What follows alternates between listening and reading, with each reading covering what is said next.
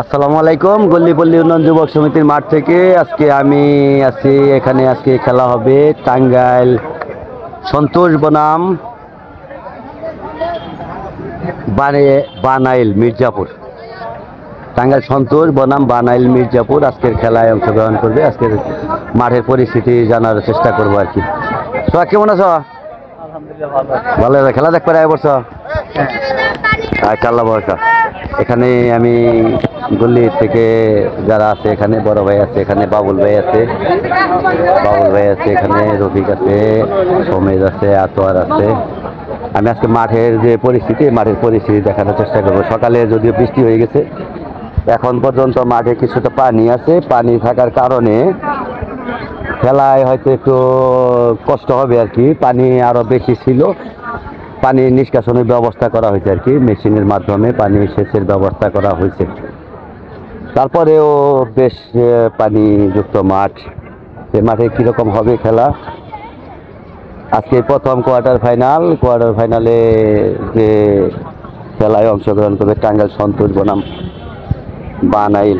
এখনও মাঠে পর্যাপ্ত পানি, প্রচুর পরিমাণে পানি আছে এখনও। যে সাধারণত খেলোয়াড়দের জন্য একটু কষ্টদায়ক এরকম পানির অবস্থা। আস্তে আস্তে দর্শক এসে যাচ্ছে, প্রায় অনেক দর্শক এসে গেছে মাঠের কাছাকাছি, এবং কি মাঠে অবস্থান নিতেছে আর কি দর্শকবৃন্দ। আজকে গল্লিপল্লী উন্নয়ন যুবক সমিতির প্রথম কোয়ার্টার ফাইনাল। আর নকআউট সিস্টেমের কারণে আর কি হয়তো খেলোয়াড় যারা আসে, যে দলই আসে, তারা একটু ভালো আনার চেষ্টা করে। প্রাথমিক পর্যায়ে এখানে আছে গল্লিপল্লী উন্নয়ন যুবক সমিতির কর্মকর্তা মেহেদি। আসসালামু আলাইকুম কাকা, কেমন আছেন? আলহামদুলিল্লাহ, তুমি কেমন আছো? আলহামদুলিল্লাহ, আল্লাহ পাক ভালো রাখছে। এই যে বৃষ্টির জন্য তো একটু সমস্যা হয়ে যাইব। বৃষ্টির জন্য পানি যা ছিল তা তো বাইরে হয়ে গেছে, কিন্তু তারপরে পানি আছে মাঠের ভিতরে, ঘাসের ভিতরে পানি আছে। হ্যাঁ, তবু খেলা ভালো হবে আমরা আশা করতেছি।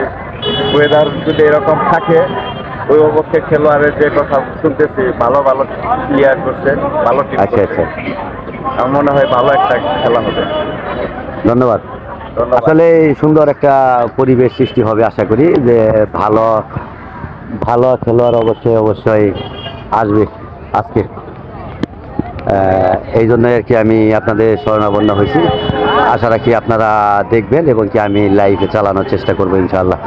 বৃষ্টি যে পর্যন্ত না আসে সে পর্যন্ত আমি লাইভে চালানোর চেষ্টা করব। আপনারা পাশে থাকবেন। খান মিডিয়া পরিবারের দুস্থ অসহায় মানুষের পাশে চক্ষু সেবায় কাজ করে থাকি। আমার পাশে থাকলে হয়তো আরও কিছু লোকের কাজ করতে পারবো ইনশাআল্লাহ। তো ভালো থাকেন সবাই, সুস্থ থাকেন। আজকের খেলা উপভোগ করার জন্য আমি আপনাদেরকে আমন্ত্রণ জানালাম। আসসালামু আলাইকুম রহমতুল্লাহি ওয়া বারাকাতুহু।